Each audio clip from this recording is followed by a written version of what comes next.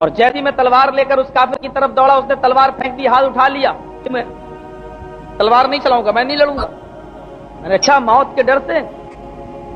کہنے لگا نہیں۔ جیسی میں تلوار لے کر اس کے قریب گیا، کہنے لگا اشہد ان لا الہ الا اللہ وان محمد عبدہ ورسولہ، اس نے کلمہ پڑھ لیا۔ لیکن میں نے سمجھا کہ یہ موت کے ڈر سے کلمہ پڑھ رہا ہے، اس نے موت کو اپنے آنکھوں سے دیکھ لیا، قریب دیکھ لیا، اس لیے کلمہ پڑھ رہا۔ فوراً مجھے جب یہ احساس ہوا کہ موت کے ڈر سے کلمہ پڑھ رہا ہے اور پڑھ چکا ہے، تب بھی میں نے اس کے پیٹ میں تلوار مار دی۔ کہا کیا تو نے سنا تھا؟ ہاں۔ کیا اس نے کلمہ پڑھا تھا؟ کہا ہاں۔ کہا پھر تو نے اس کو قتل کیوں کر دیا؟ کہا اللہ کے نبی وہ موت کے ڈر سے یہ کلمہ پڑھ رہا تھا۔ نبی اکرم فرماتے ہیں اشققت قلبہ، کیا تو نے اس کے دل کو پھاڑ کے دیکھ لیا کہ وہ موت کے ڈر سے پڑھ رہا ہے، یا نہ جانے ہو سکتا ایمان کی چاشنی و حلاوت اور مٹھاس اس کو لگ گئی ہو اور اس نے اس ڈر سے اسلام قبول کر لیا ہو۔ کیا تو نے اس کے دل کو پھاڑ کے دیکھ لیا تھا؟ پتا چلا کہ دلوں کا حال جب کسی صحابی کو بھی نہیں معلوم ہے اور لوگوں کو دلوں کا حال ہے۔ کلمہ کرنے کے بعد وہ تمہارا بھائی ہے، اس کی عزت و آبرو اور اس کے خون کی حفاظت اور اس کے بیوی بچوں کی حفاظت تمہاری ذمہ داری میں آ جاتی ہے، نہیں اس کو آپ قتل کر سکتے۔ کیوں ایسا کیا؟ اتنا ہی نہیں، آپ نے فرمایا کل قیامت کے دن تو اس کلمے کو کیا جواب دے گا جو اس نے پڑھا؟ حدیث کو آپ سامنے رکھیے اور وہ حدیث آپ اٹھائیے۔ وعن عبد الله ابن عمرو ابن العاص رضی اللہ تعالی عنہ قال قال رسول اللہ صلی اللہ علیہ وسلم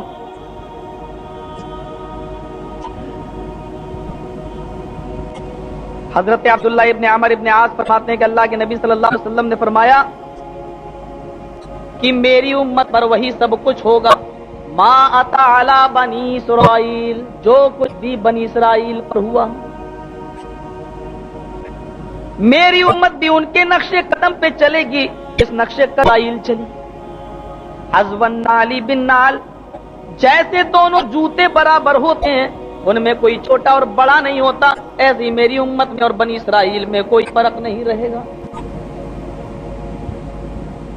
بلکہ امت ایک قدم آگے بڑھے گی۔ اس کے بعد نے فرمایا تفرقت بنو اسرائیل سنتین و سبعین ملتا وتفترق امتی علی ثلاث و سبعین ملتا۔ اس سے پہلے آپ نے فرمایا جیسے دونوں جوتے برابر ہوتے ہیں اسی طریقے سے میری امت میں اور بنی اسرائیل میں کوئی فرق نہیں رہے گا۔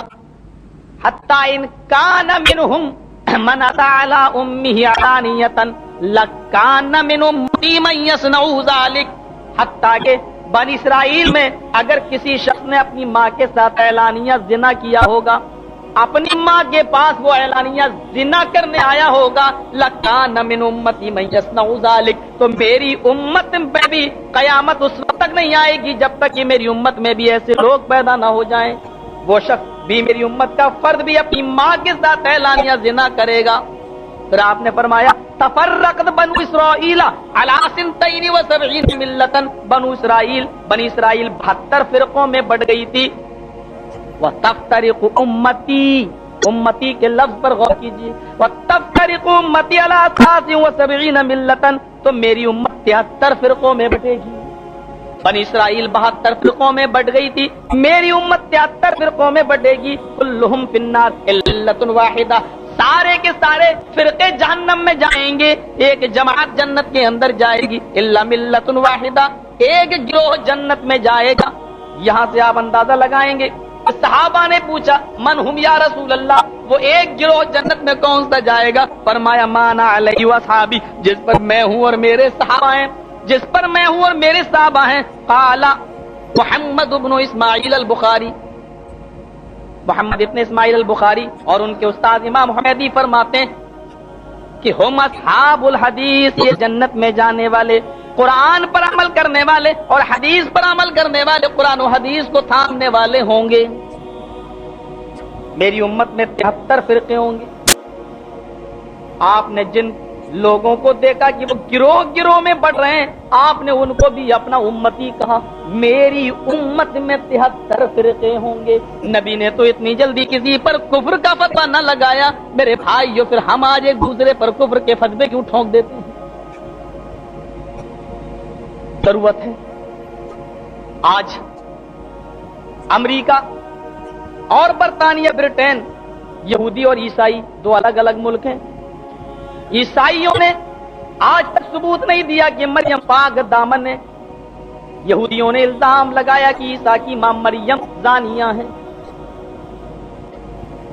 مریم نے جو عیسیٰ کو پیدا کیا بغیر شوہر کے، یہ زناکار تھی۔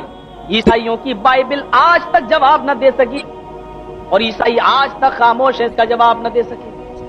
ان کو قرآن کا احسان ماننا چاہیے، جناب محمد رسول اللہ کا، کہ اللہ کے نبی پر یہ کتاب اتری، حضرت مریم کو پاک دامن قرار دیا۔ ان کو مسلمانوں سے دوستی کرنا چاہیے تھی، عیسائیوں کو، لیکن آج اپنے دشمن یہودیوں سے عیسائی مل گئے، اور ان دونوں نے مل کر اسلام کو اور مسلمانوں کو پوری دنیا سے صف ہستی سے مٹانے کا اعلان کر دیا، پلان بنا لیا۔ آج جہاں دیکھو مسلمانوں کو یہ یہودی اور یہ عیسائی نقصان پہنچا رہے ہیں۔ ہمارے ملک میں آؤ تو 33 کروڑ دیوی دیوتاؤں کے پجاری، الگ الگ خداؤں کے اور رب کے ماننے والے لوگ بھی آج مسلمانوں کو تباہ و برباد کرنے کے لیے ایک پلیٹ فارم پہ آ گئے ہیں۔ لیکن افسوس یہ ہے کہ آج ہم ہیں ایک رب کو ماننے والے، ایک نبی کو ماننے والے، ایک قرآن کو ماننے والے، ایک قبلے کی طرف رخ کر کے نماز پڑھنے والے۔ آج ہم ہیں کہ ہم فرقوں میں اور تفرقوں میں پڑ گئے ہیں کہ آج ایک دوسرے کی مسجدوں کو اڑا رہا ہے، ایک دوسرے کے قتل کا پلان بنا رہا ہے، ایک دوسرے کو ختم کرنے کا اور اس دنیا سے صف ہستی سے مٹا دینے کا وہ پلان بنا رہا ہے۔ تصور تو کیجئے میرے بھائیوں، ذرا اس واقعے کی طرف بھی تو نظر ڈالیے۔ جناب محمد رسول اللہ صلی اللہ علیہ وسلم تو لوگوں کو یہ کرنے کے لیے آئے تھے، اور آج ہم لوگوں کو جدا جدا کرنے پر جم گئے ہیں۔ نبی اکرم نے یہ تعلیم کیوں دی؟ نماز سب سے افضل عبادت ہے، روزہ رکھنا سال میں ایک مرتبہ فرض ہے، اور جس آدمی کے پاس حیثیت ہے، استطاعت ہے، اور اس کے باوجود وہ حج کرنے نہ جائے، وہ مجوسیت ہے۔ تصور کیجئے، زکات کا معاملہ اتنا بڑا کہ حضرت ابوبکر صدیق نے اعلان کر دیا، اگر بکری باندھنے کی رسی بھی کسی کے پاس زکات میں نکل رہی ہوگی اور وہ اگر نہیں دے گا تو میں اس سے قتال کروں گا، اس سے جہاد۔ تصور کیجئے کہ اسلام کی یہ ساری چیزیں صرف لوگوں کو جوڑنے ہی کے لیے تو ہو رہی ہیں۔ نماز گھر میں بیٹھ کر کوئی مقیم آدمی پڑھتا ہے تو اس کی نماز نہیں ہوتی۔ ہاں، تم کو مسجد کے اندر آنا ہے، فرض نماز مسجد میں پڑھنا ہے، اور مسجد میں بھی پڑھنے کے لیے جماعت ضروری قرار دیا ہے۔ جب تم آؤ گے ایک دوسرے کی خیریت پوچھو گے، یہ بھی تو آپس میں ہمدردی ہی ہے۔ روزہ اس لیے رکھنے کا حکم دیا ہے تاکہ تم ان غریبوں کا احساس کر سکو جن کو بیچاروں کو 12 مہینے کھانے پینے کو نہیں ملتا۔ یہ بھی تو مسلمان بھائیوں کا احساس ہے۔ اور حج بھی تو اسی لیے ہے کہ کالے گورے اور ہر رنگ کی نسل کو مٹا کر تمہیں ایک جگہ جمع ہو۔ الگ الگ زبانوں کے لوگ ہیں، الگ الگ رنگ کے ہیں، الگ الگ برادری کے ہیں، لیکن اس میدان میں ایک ہی لباس میں ہے، تاکہ ایک دوسرے سے اپنا غم بانٹ سکے۔ زکات بھی تو اسی لیے کہ امیروں سے لے کر تمہارے ہی درمیان جو غریب ہے ان کو دے دیا جائے۔ ساری چیزیں ہمدردی ہی کے لیے۔ پھر جو پورے اسلام کی بنیادی ہمدردی پر ٹکی ہوئی ہے، پھر آج ایک مسلمان دوسرے مسلمان کو قتل کرے۔ تصور کیجئے ان واقعات پر۔ بہت آسان ہے اپنی زبان سے کہہ دینا کہ فلاں کافر ہے۔ ارے ہاں،